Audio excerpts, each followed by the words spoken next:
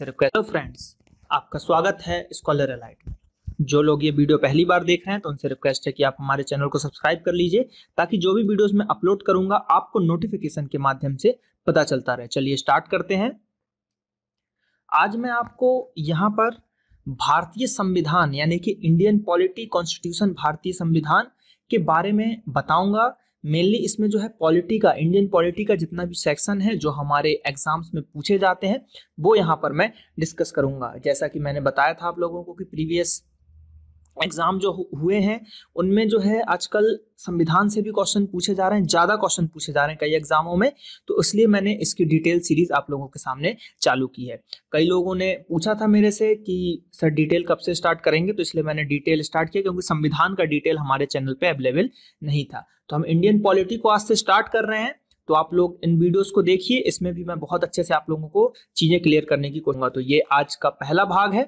तो जिन लोगों की पॉलिटी कमजोर है तो हमारे चैनल से जुड़ जाइए और वीडियोस को देखिए, इसलिए चैनल को सब्सक्राइब कर लीजिए ताकि जो भी वीडियोस मैं अपलोड करूंगा आपके लिए इंडियन पॉलिटी के, और जो भी वीडियोस हमारे चैनल के अपलोड होंगे वो आप इस पर देख पाएंगे।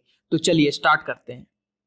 देखते हैं क्या बोला जा रहा है यहाँ पर। भारतीय संविधान का ऐतिहासिक पृष्ठभूमि के बारे में हम देखते हैं, यानी कि historical background of Indian constitution को हम यहाँ पर देखेंगे।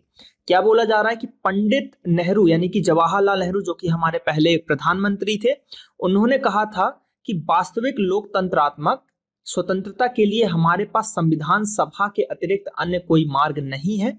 संविधान निर्माण के लिए इस कार्य को महाबुद्धिमान व्यक्तियों के किसी गुट पर नहीं छोड़ा जा सकता और ना ही उन छोटी समितियों की सहायता से इस कार्य को पूर्ति किया जा सकता। मतलब उनका कहना ये था कि ये जो संविधान का हमारा कार्य है तो इसके लिए हम किसी भी एक गुट पे, किसी एक संविधान की समिति पर हम निर्भर नहीं हो सकते, या किसी दो चार महाबुद्धिमान व्यक्तियों के साथ हम सिर्फ इस पे नहीं कर सकते। इसके लिए हमको बहुत चीज करना पड़ेगा। वो क्या करना पड़ेगा देखते हैं।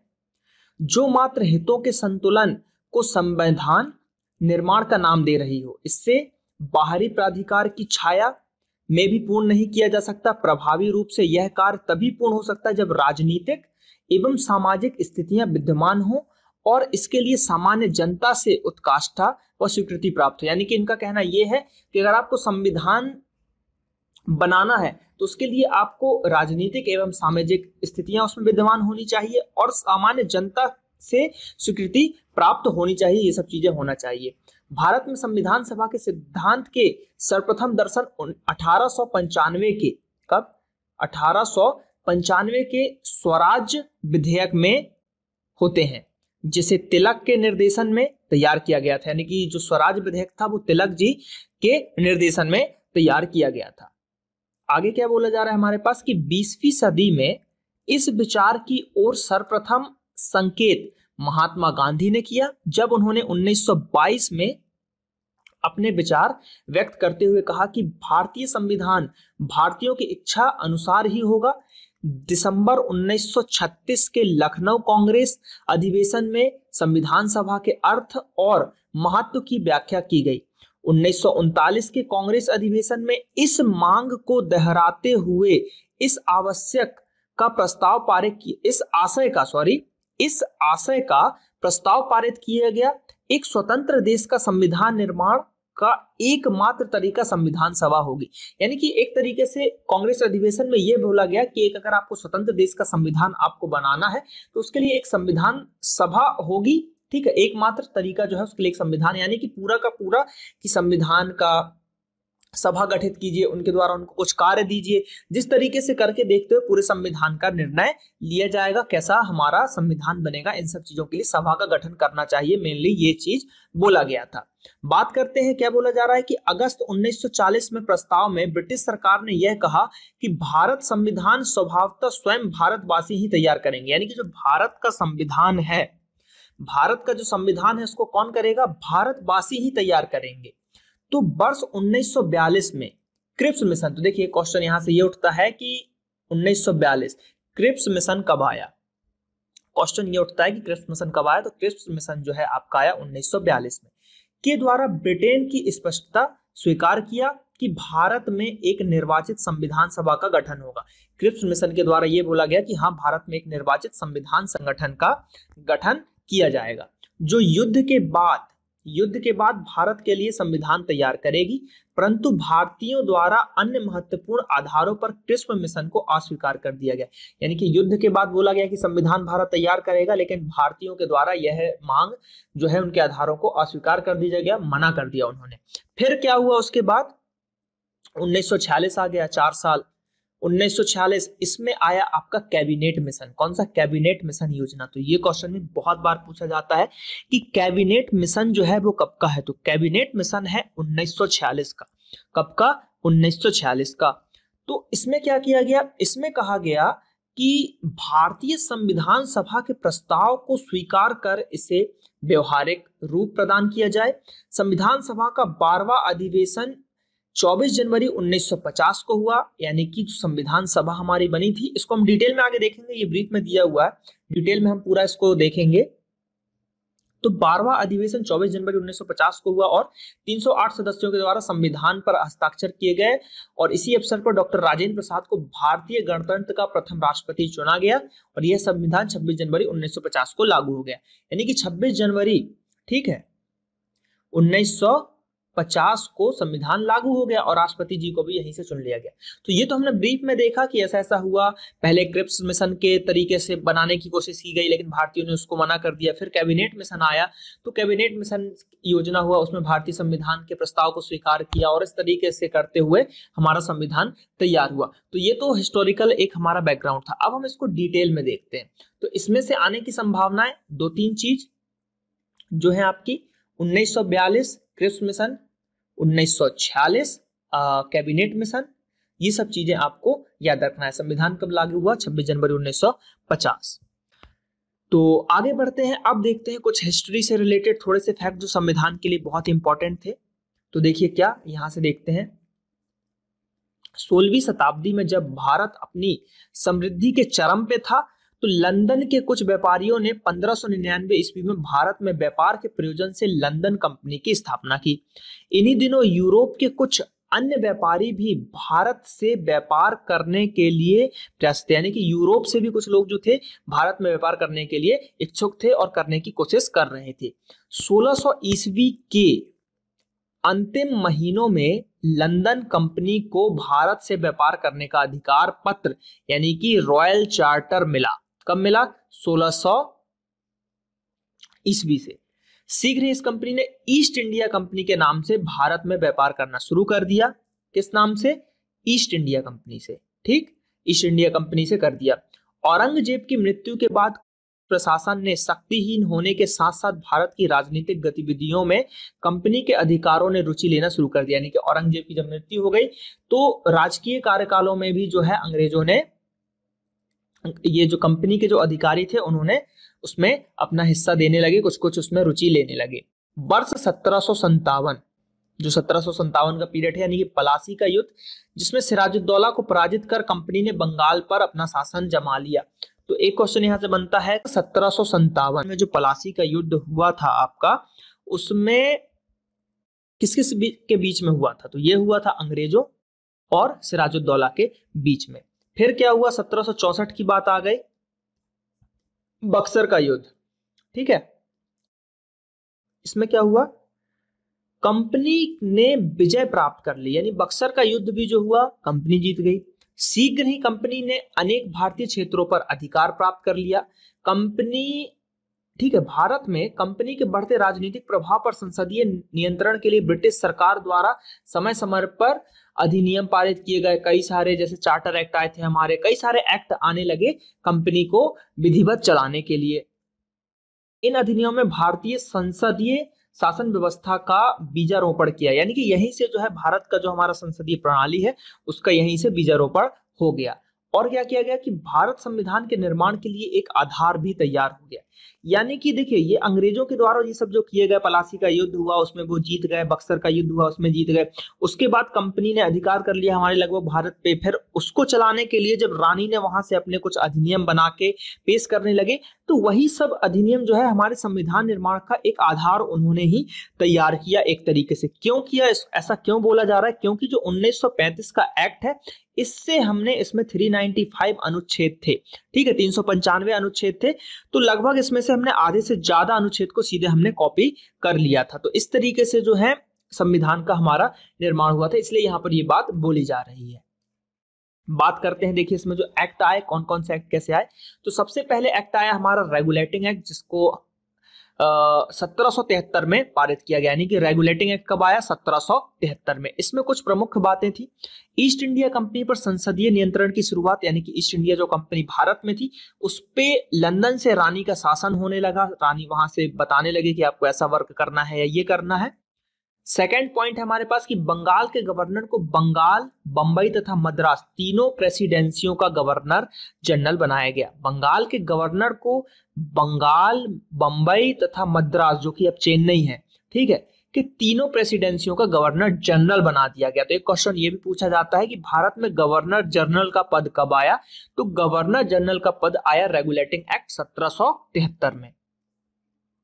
कलकत्ता में एक सर्वोच्च न्यायालय की स्थापना की गई, जिसे निर्णय के विरुद्ध सम्राट के सम्मुख अपील की जा सकती थी। यानी कि अगर किसी सम्राट ने क्या किया कि उसको कुछ निर्णय दे दिया, तो उसको विरुद्ध आप जाके यहाँ पर अपना प्रस्ताव रख सकते हैं। जैसे कि अगर हाई कोर्ट ने आपको सजा सुना दी, तो आप उसके लिए सुप्रीम कोर्ट में जाके अर्जी दायर कर सकते हैं। तो ये चीजें यहाँ पे होने लगी। और एक चीज याद रखिएगा, 1773 में जो एक्ट में बोला कि कलकत्ता में बनेगा, लेकिन बना था 1774 में, ठीक है, 1774 में बना था। और यहाँ पे जो है इसके मेन जो जज थे या चीफ जस्टिस बोला जाए तो एलिजा इम्पे थे। कौन थे? एलिजा इम्पे, ठीक, एलिजा इम्पे थे। और इसके 3 और थे, तो उनको हम याद रखेंगे HCL से, HCL से याद रखेंगे। उनका पहले का नाम था हाइड, दूसरे का नाम था चैम्बर्स और तीसरे का नाम था लेमेस्टर। हाइड, चैम्बर्स और लेमेस्टर, ये 3 वहां के जो न्यायाधीश ये भी थे। तो कुल मिला के 4 थे। मेन थे आपके एलिजा इम्पे और बाकी थे HCL से याद रखिएगा हाइड, चैम्बर्स और लेमेस्टर।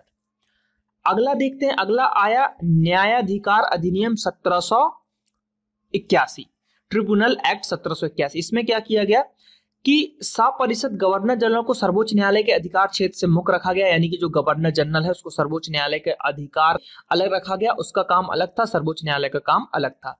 सर्वोच्च न्यायालय जो था उसकी अधिकारिता बंगाल के सभी निवासियों पर निर्धारित की गई। कंपनी की अदालतों के विरुद्ध गवर्नर जनरल को अपील की जा सकती थी। ये सब चीजें यहां पर बोली गई। उसके बाद आया पिट्स इंडिया एक्ट, जो कि IMP है। सीधा क्वेश्चन आता है पिट्स इंडिया एक्ट कब का है? तो पिट्स इंडिया एक्ट की अगर हम बात करें तो यह एक्ट है 1784 का। कब का? 1784 का है पिट्स इंडिया एक्ट। तो इसको याद रखिए। इसमें देखिए क्या किया गया, कंपनी की व्यापारिक गतिविधियों को कोर्ट ऑफ डायरेक्टर्स यानी COD और बोर्ड ऑफ कंट्रोल BOD के अधीन कर दिया गया। कोर्ट ऑफ डायरेक्टर्स और board of control, COD, BOC है कंट्रोल।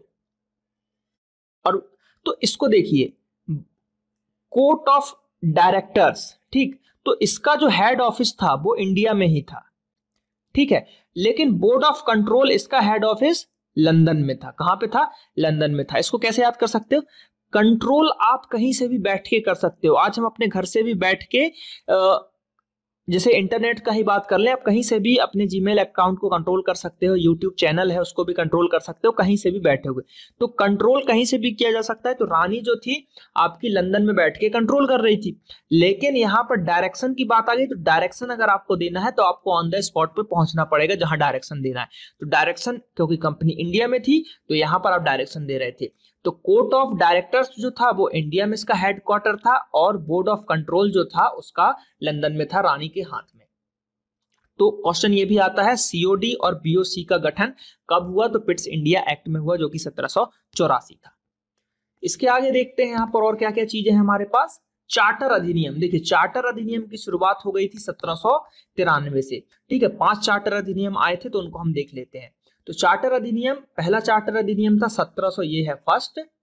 1793 में क्या हुआ, बोर्ड ऑफ कंट्रोल की शक्तियों को इसके अध्यक्ष के हाथ में केंद्रीकृत किया गया, जो ब्रिटिश मंत्रिमंडल का सदस्य होता था। यानी कि बोर्ड ऑफ कंट्रोल जो ये था लंदन, इसकी शक्तियों को इसके अध्यक्ष के हाथ में किया गया, जो कि ब्रिटिश मंत्रिमंडल का सदस्य था।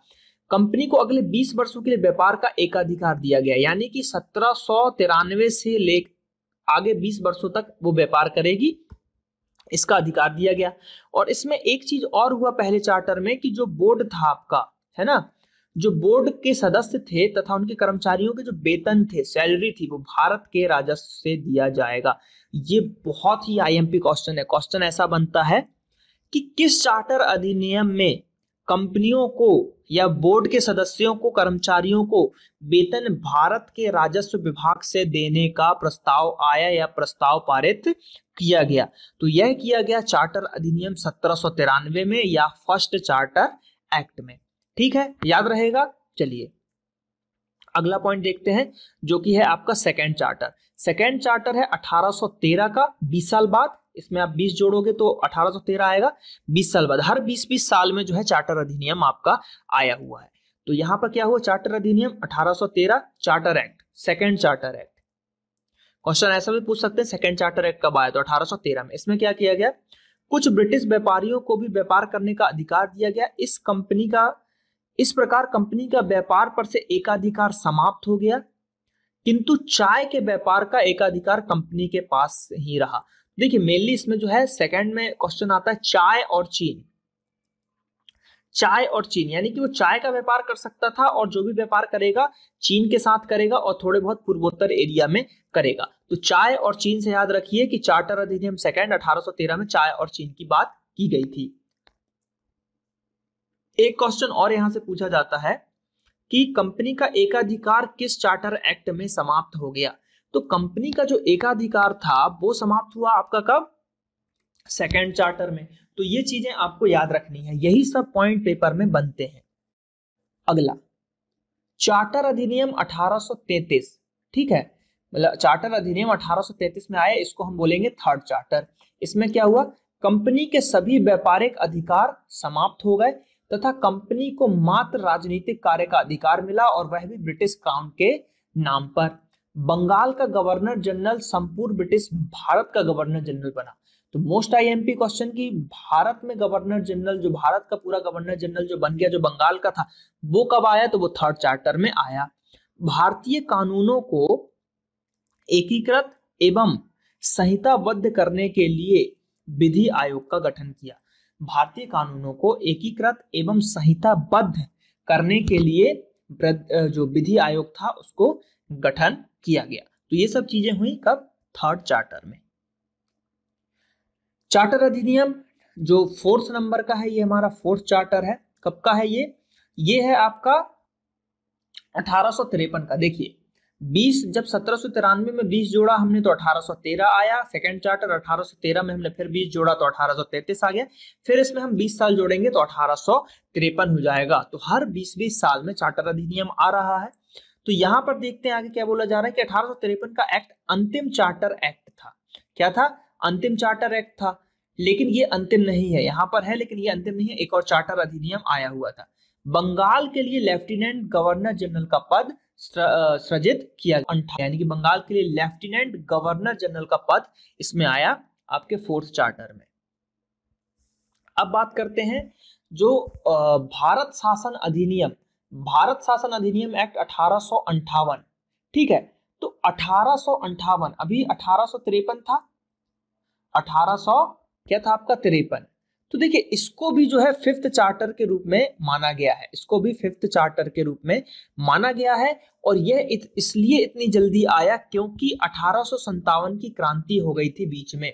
1857 का रिवोल्ट हो गया था, जिसके कारण से यहाँ पर जो है कुछ कुछ चीजें हो गई थी, ब्रिटिश ईस्ट इंडिया कंपनी जीती थी हालांकि, लेकिन इसमें बहुत ही विद्रोह हुआ था जिस कारण से यह अधिनियम जल्दी आया था, जिसको भारत शासन अधिनियम का नाम दिया गया और इसको फिफ्थ चार्टर के नाम से भी जाना जाता है। इसमेमें क्या किया गया, कोर्ट ऑफ डायरेक्शन तथा बोर्ड ऑफ कंट्रोल को समाप्त कर दिया गया। तो ये क्वेश्चन भी आता है कि सीओडी और बीओसी किस समय समाप्त, 1858 में।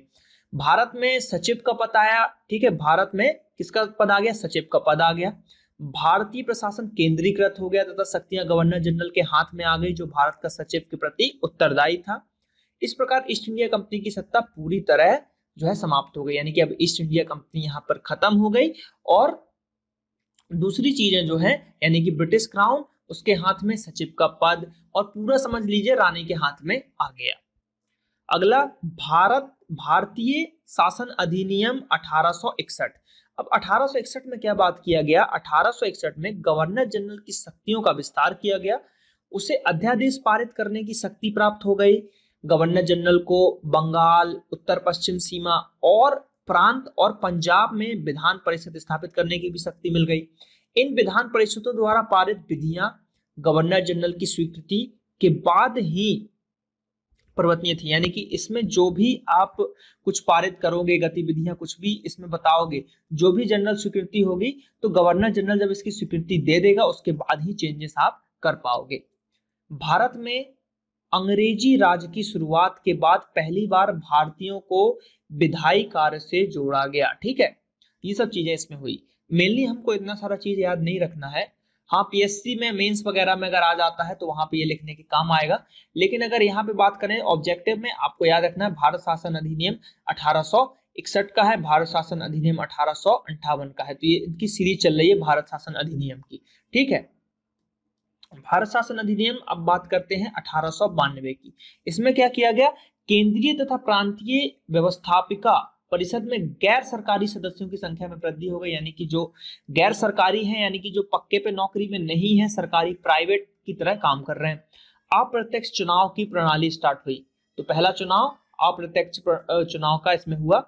व्यवस्थापिका के सदस्यों को वार्षिक बजट पर विचार विमर्श करने तथा प्रश्न पूछने की शक्ति दी गई, यानी कि जो वार्षिक बजट आता है उस पे वो प्रश्न पूछ सकते हैं, उस पर विचार विमर्श कर सकते हैं। तो ये सब चीजें, ये क्वेश्चन पूछा जा सकता है कि अप्रत्यक्ष चुनाव प्रणाली का शुरुआत कब हुआ, तो वो हुआ 1892 में। आगे देखते हैं क्या बोला जा रहा है कि भारत शासन अधिनियम 1909, भारत शासन अधिनियम 1909, इसमें क्या चीजें हुई है, इसमें हुई है कि भारत का अगर हम बात करें तो भारत सचिव एवं गवर्नर जनरल की कार्यकारिणी में भारतीयों को प्रतिनिधित्व किया गया। मुस्लिम समुदायों के लिए पहली बार पृथक प्रतिनिधित्व की जो है व्यवस्था की गई इसमें, यानी कि जो मुस्लिम समुदाय थे उनके लिए अलग से वोटिंग का मतलब उनको शक्तियां प्रदान की गई। कब, 1909 में। बात करते हैं हम 1919 की, तो 1919 में देखिए क्या हुआ, प्रांतों में द्वैध शासन की शुरुआत हुई। मोस्ट आईएमपी, प्रांतों में द्वैध शासन की शुरुआत हुई। प्रांतीय विषयों को सुरक्षित और हस्तांतरित दो भागों में विभाजित किया गया था, ठीक है, सुरक्षित और हस्तांतरित दो भागों में किया गया था। इस विषयों पर गवर्नर अपनी कार्यकारिणी के सहयोग से निर्णय लेता था, जबकि हस्तांतरित विषयों का प्रशासन वह अपने मंत्रियों के सहयोग से करता था, ठीक। केंद्र में दो सदनात्मक विधायिका की स्थापना की गई, प्रथम राज्य परिषद तथा द्वितीय केंद्रीय विधानसभा। राज्य परिषद में 60 सदस्य होते थे और इनका कार्यकाल 5 वर्ष होता था, और विधानसभा में 144 सदस्य थे, इनका कार्यकाल 3 वर्ष होता था। भारत के लिए उच्चायुक्त की नियुक्ति की गई, जो यूरोप में भारतीय व्यापार की देखभाल करता था। एक नरेश मंडल की भी स्थापना की गई। देशी नरेशों का यह मंडल सामान्य हित पर विचार करता था। तो ये सब चीजें हुई 1919 में। अब आया जो हमारा सबसे आईएमपी है, वो है भारत शासन अधिनियम 1935, ठीक है, भारत शासन अधिनियम 1935। यह अधिनियम 1932 के श्वेत पत्र पर आधारित था। भारतीय संविधान का यह मुख्य आधार बना। इसी से सबसे ज्यादा हमने जो है हमारे अनुच्छेद हैं इसी से कॉपी किए गए हैं। अधिनियम में अखिल भारतीय संघ बनाने का प्रावधान रखा गया। प्रांतों में द्वैध शासन व्यवस्था को समाप्त कर दिया गया।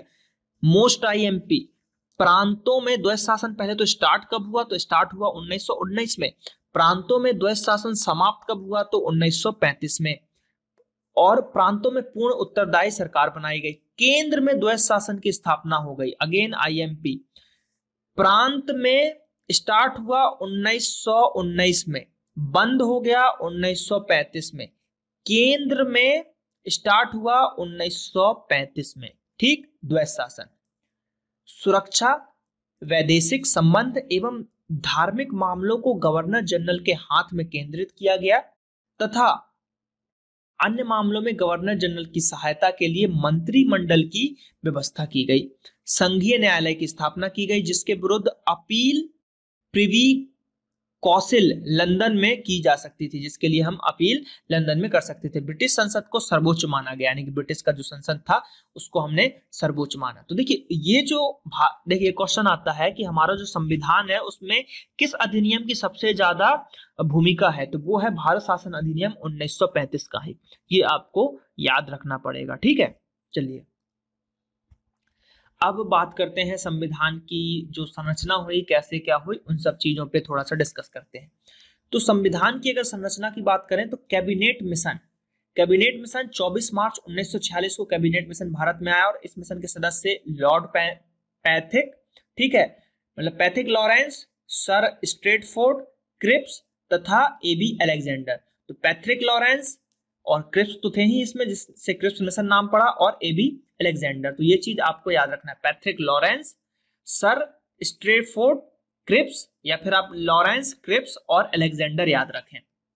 अलेक्जेंडर, लॉरेंस और क्रिप्स। ठीक, तो ACL भी याद रख सकते हैं, ALC भी याद रखते हैं, ALC से भी याद रख सकते हैं आप, अलेक्जेंडर, लॉरेंस और क्रिप्स। ठीक, ALC। कैबिनेट मिशन के प्रस्तावों में एक प्रस्ताव संविधान सभा के गठन का भी था। उन्होंने यह बोला था कि आपको संविधान सभा का गठन भी करना है। फिर क्या हुआ, कैबिनेट मिशन योजना के अनुरूप संविधान सभा के सदस्यों का चुनाव प्रांतीय विधानसभा के सदस्यों द्वारा अप्रत्यक्ष रूप से किया जाएगा। यानी कैबिनेट मिशन की योजना जो था, तो संविधान सभा में जितने भी सदस्य आप चुनोगे, ठीक है, तो उनका चुनाव जो होगा प्रांतीय विधानसभाओं के सदस्यों द्वारा अप्रत्यक्ष रूप से होगा, ना कि प्रत्यक्ष चुनाव होगा। प्रांतों से प्रतिनिधियों की संख्या का निर्धारण प्रति 10 लाख की जनसंख्या पर एक प्रतिनिधि के हिसाब से किया गया था। संविधान सभा के लिए कुल 389 स्थान निर्धारित किए गए थे, जिसमें प्रांतों से 292 सदस्य, देशी रियासतों से 93 सदस्य तथा कमिश्नरी क्षेत्रों से 4 सदस्यों को लिया गया था। ठीक है, कितने, 4 सदस्यों को लिया गया था। बात करते हैं कुछ और चीजें। यहां पर कुल 296 स्थानों के लिए चुनाव हुए, जिसमें 208 स्थान कांग्रेस को मिले, तो कांग्रेस को सबसे ज्यादा मिले 208 स्थान, तथा 73 स्थान मुस्लिम लीग को मिले। तो ये क्वेश्चन भी पूछा जाता है कि मुस्लिम लीग को कितना मिला था, तो 73 मिले थे मुस्लिम लीग को, तथा 8 स्थान स्वतंत्र प्रत्याशियों को मिला तथा 7 स्थान अन्य राजनीतिक संगठन को मिला। संविधान सभा का मुस्लिम लीग ने बहिष्कार किया, यानी संविधान सभा जो था उसका मुस्लिम लीग ने बहिष्कार किया, तथा संविधान सभा के सदस्यों की संख्या 389 से हटकर 229, ठीक है, सॉरी 299, 299 हो गई। ये डेट से याद रखिएगा, 9 दिसंबर 1946 को संविधान सभा की प्रथम बैठक में डॉक्टर सच्चिदानंद सिन्हा को अस्थायी अध्यक्ष से चुना गया। मोस्ट आईएमपी क्वेश्चन ये पूछा जाता है सबसे पहले तो कि संविधान सभा की पहली बैठक कब हुई, तो संविधान सभा की जो पहली बैठक हुई वो हुई 9 दिसंबर 1946 में। और अस्थायी अध्यक्ष किसे चुना गया, तो अस्थायी अध्यक्ष चुना गया सच्चिदानंद सिन्हा को। देखिए एक क्वेश्चन ये भी आता है सीधे कि संविधान सभा का अध्यक्ष किसे चुना गया, तो सिर्फ अगर अध्यक्ष की बात करें तो वो अस्थायी अध्यक्ष ही होगा, तो सच्चिदानंद सिन्हा आपको लगाना है। लेकिन अगर ऐसा पूछ ले संविधान सभा का स्थायी अध्यक्ष किसे चुना गया, तो वो राजेंद्र प्रसाद जी को चुना गया। वो अगली लाइन है, देखते हैं क्या है। फिर 2 दिन बाद 11 दिसंबर 1946 को डॉक्टर राजेंद्र प्रसाद को संविधान सभा का स्थायी अध्यक्ष चुना गया। BN राव को संविधान सभा का, ठीक है, संवैधानिक सलाहकार भी नियुक्त किया गया। तो 2-3 चीजें याद रखनी है, सच्चिदानंद सिन्हा, डॉक्टर राजेंद्र प्रसाद और BN राव, ये थे अस्थाई, ये थे स्थाई और ये थे सलाहकार। ठीक है, तो ये चीजें आपको तीनों नाम याद रखने। डेट्स भूल भी गए तो नाम तो आपको याद रखना है, लेकिन अगर आप बड़े एग्जाम की तैयारी कर रहे हैं तो उसमें आपको डेट याद रखना पड़ेगा। संविधान सभा की प्रथम बैठक नई दिल्ली में, क्वेश्चन ये भी आएगा संविधान सभा की प्रथम बैठक कब हुई, कहाँ हुई, तो हुई 9 दिसंबर 1946 को। और कब हुई, कहाँ हुई, तो नई दिल्ली स्थित कौंसिल चैम्बर के पुस्तकालय भवन में हुई, जिसे अब कॉन्स्टिट्यूशन हाता कहा जाता है। ठीक है, तो इस वाले जो पेज पे बहुत सारी इंपॉर्टेंट चीजें हमने पढ़ी। कैबिनेट मिशन कब आया, तो कैबिनेट मिशन आया 1946 में। हमने पढ़ा कि जो संविधान सभा था उसका निर्माण कैसे हुआ, कौन अस्थायी सदस्य बना, कौन स्थायी सदस्य बना, सलाहकार कौन बना, कहां पर हुआ, कब हुआ, ये सब चीजें पढ़ी। तो ये बहुत ही इंपॉर्टेंट डेटा है, इसको आपको याद रखना पड़ेगा। बुक्स में मिल जाएंगे आपको, नो डाउट ये बुक्स में भी लिखे हुए हैं, लेकिन खुद से पढ़ना और किसी के मुख से सुनने में बहुत अंतर है। यहाँ पर आप वीडियोस को कई बार देख सकते हैं, आपको बिल्कुल याद हो जाएगा। चलिए अब आगे पढ़ते हैं, कुछ और चीजें हैं हमारे पास। इसमें दिया गया है हमारे पास कि भारतीय स्वतंत्रता अधिनियम 1947, भारतीय स्वतंत्रता अधिनियम 1947 की बात करें तो इसमें क्या दिया हुआ है कि भारतीय स्वतंत्रता अधिनियम 1947 का प्रारूप माउंटबेटन योजना पर आधारित है। तो क्वेश्चन यहाँ पर यह भी पूछा जाता है कि माउंटबेटन योजना जो है कब की है, तो यह है 1947 को, और इसको माउंटबेटन योजना के नाम से भी जाना जाता है। इस योजना को 3 जून 1947 को प्रस्तुत किया गया था। कब किया गया था, 3 जून 1947 को। इसमें भारत तथा पाकिस्तान के 2 डोमिनियनों, ठीक है, डोमिनियनों की स्थापना का प्रस्ताव था। दोनों राज्यों की सीमा के निर्धारण हेतु सीमा आयोग का भी गठन किया गया था, जिसके अध्यक्ष सर सिरिल रैडक्लिफ थे। यही रैडक्लिफ थे जिनके नाम पे भारत और पाकिस्तान के बीच में रैडक्लिफ रेखा खींची गई है। इस अधिनियम की परिवर्तन तिथि 15 अगस्त 1947 थी। 15 अगस्त 1947 को भारतीय शासन अधिनियम 1935 के अंतर्गत स्थापित सभी संवैधानिक पद स्वतः समाप्त हो गए। भारतीय स्वतंत्रता अधिनियम 1947 के प्रवर्तन के साथ ही ब्रिटिश क्राउन का भारत पर आधिपत्य जो था वो समाप्त हो गया। दोनों राज्यों की स्वतंत्र सत्ता को मान्यता दी गई तथा उन्हें ब्रिटिश कॉमनवेल्थ से अलग होने का अधिकार दिया गया। तो माउंटबेटन योजना के अनुसार ही हम आजाद हुए। जो भारत पाकिस्तान था उसके बीच में रैडक्लिफ रेखा खींची गई और बहुत सारी चीजें हुई, कुल मिला के हम आजाद हो गए। ठीक है, हमने, लेकिन सिर्फ इन सब चीजों से आजादी नहीं मिली है, आजादी हमको हमारे बहुत सारे इसमें जो नौजवान युवक थे जिनको हम क्रांतिकारी कहते हैं वो शहीद हुए, जैसे भगत सिंह, ठीक है, जिनको हम जानते हैं आज। उसके बाद इसमें गांधी जी का भी बहुत बड़ा रोल, सभी का रोल था। कोई ये नहीं बोल सकता कि सिर्फ भगत सिंह, राजगुरु सुखदेव ने आजादी दिलाई या सिर्फ गांधी जी ने दिलाई, सबका इसमें हाथ था। भारत के सभी वासी उस समय जो गुलाम थे उनका हाथ था हमारे देश की आजादी में। ठीक है, और जो क्रांतिकारी वीर गति को प्राप्त हुए उनकी हमको आदर करना चाहिए। उनकी वर्षगांठ जब होती है तो उस पर हमको 2 मिनट का मौन भी रखना चाहिए उनके लिए, क्योंकि उन्होंने हमारे लिए इतना कुछ किया और हम आज आजादी से सांस ले पा रहे हैं। चलिए तो पढ़ाई की तरफ बढ़ते हैं। यहाँ पर और क्या बोला जा रहा था इस एक्ट में, दोनों राज्यों को अपने अपने लिए पृथक जो है संविधान सभा के गठन का अधिकार था। सिविल सेवकों की सेवा शर्तों में कोई परिवर्तन नहीं किया गया, उनकी सेवा उसी प्रकार जारी की जाएगी। भारतीय संविधान अधिनियम 1947 में यह व्यवस्था की गई कि दोनों देशों की जो व्यवस्था के द्वारा नए कानून बनाकर इस आधार पर चुनौती नहीं दी जा सकती क्योंकि भारतीय शासन अधिनियम 1935 अथवा भारतीय शासन अधिनियम 1947 से मेल नहीं खाते, मतलब ये सब चीजें आप नहीं कर सकते। भारतीय स्वतंत्रता अधिनियम 1947 ब्रिटिश संसद द्वारा 18 जुलाई 1947 को पारित किया गया था। तो ब्रिटिश संसद द्वारा कब किया गया था, 18 जुलाई 1947 को पारित किया गया था। तो मेनली इसमें 2-3 चीजें याद रखना है, एक रैडक्लिफ वाली बात, दूसरा इसको माउंटबेटन योजना भी कहा जाता है। ये सब चीजें आपको थोड़ी थोड़ी चीजें याद रखनी है। बात करते हैं कुछ और चीजें, थोड़ी सी यहाँ पर चीजें जो दी गई हैं, क्या दी गई हैं, स्वतंत्र भारत का प्रथम मंत्रिमंडल, यानी कि जो भारत जब आजाद हुआ तो मंत्रिमंडल जो बनाया गया तो मंत्रिमंडल क्या है उसमें कौन कौन से किसको दिया गया। तो सबसे पहले जवाहरलाल नेहरू की बात करें तो इनको प्रधानमंत्री बनाया गया। विदेश, कॉमनवेल्थ, संबंध और वैज्ञानिक शोध, ये सब डिपार्टमेंट जवाहरलाल नेहरू को दिया। अब देखिए इसको याद कैसे रखेंगे भाई, जवाहरलाल नेहरू प्रधानमंत्री बने तो विदेश का दौरा जरूर करेंगे। अब विदेश का दौरा के तो कॉमन होना चाहिए, कॉमनवेल्थ, संबंध बनाएंगे, वो वैज्ञानिक शोध करेंगे विदेश जाके, ये सब चीजें करेंगे तो जवाहरलाल नेहरू को ये सब चीजें दे देगा। सरदार वल्लभ भाई पटेल गृह, सूचना एवं प्रसारण और राज्य, ठीक है, ये डिपार्टमेंट इनके पास हुआ। डॉक्टर राजेंद्र प्रसाद खाद्य एवं कृषि मंत्री, राजेंद्र प्रसाद को हमेशा याद रख सकते हैं कि राजेंद्र प्रसाद चंपारण में गांधी जी से मिले थे, खेती किसानी से संबंधित है, इसलिए खाद्य और कृषि दे दिया गया। अबुल कलाम आजाद, तो अबुल कलाम आजाद को शिक्षा मिल गया। जगजीवन राम को श्रम मिला, देखिए नाम ही जगजीवन राम है। अब राम जी ने बहुत ही अपने समय में श्रम किया था, उन्होंने वनवास काटा, रावण को मारा, इसलिए इनको श्रम विभाग दे दिया गया। सी एच भाभा को वाणिज्य दिया गया। रफी अहमद किदवई, इनको संचार दे दिया गया। राजकुमारी अमृता कौर, इसको स्वास्थ्य दिया गया। अब राजकुमारी है तो इनका स्वास्थ्य हमेशा ठीक होना चाहिए, इसलिए राजकुमारी को स्वास्थ्य विभाग दिया। Doctor VR. अम्बेडकर, इनको विधि दे दिया गया। आर.के. षणमुखम चेट्टी, इनको वित्त दे दिया गया। डॉक्टर श्यामा प्रसाद मुखर्जी, उद्योग एवं आपूर्ति दिया गया।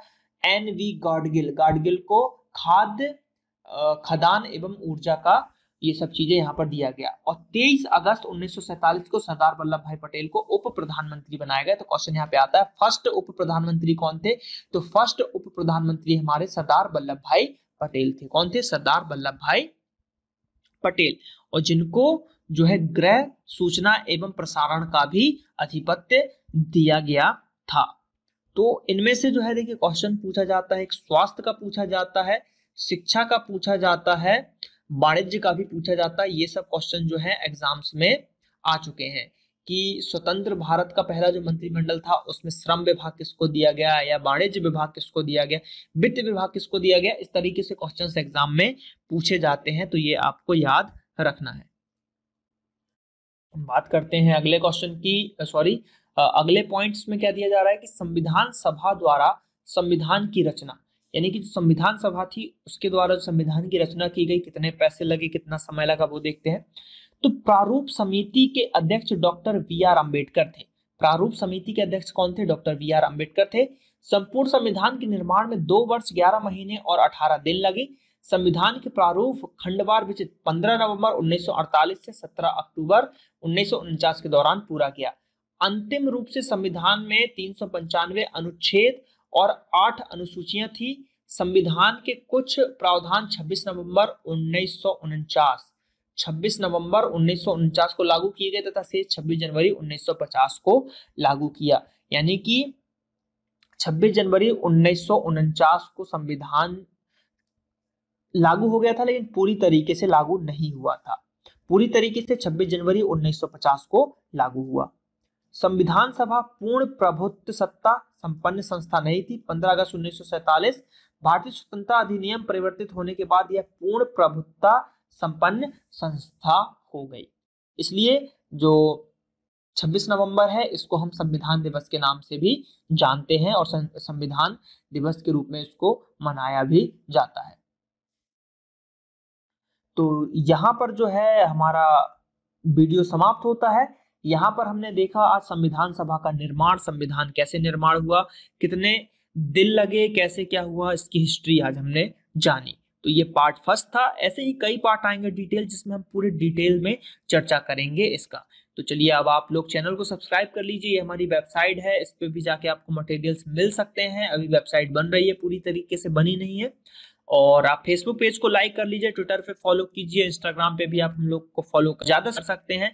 तो वहां पर चीजें आपको मिलती रहेंगी, लाइव अपडेट्स वगैरह वहां पे मिलती रहेंगी। तो आप चैनल को सब्सक्राइब कर लीजिए और ज्यादा से ज्यादा इस वीडियो को शेयर कीजिए ताकि सभी लोग इसका लाभ ले सके। तो चलिए मिलते हैं हम अगले वीडियो में, जो कि जल्द ही आप लोगों के सामने पब्लिश होगा। Thank you. जय हिंद, जय भारत।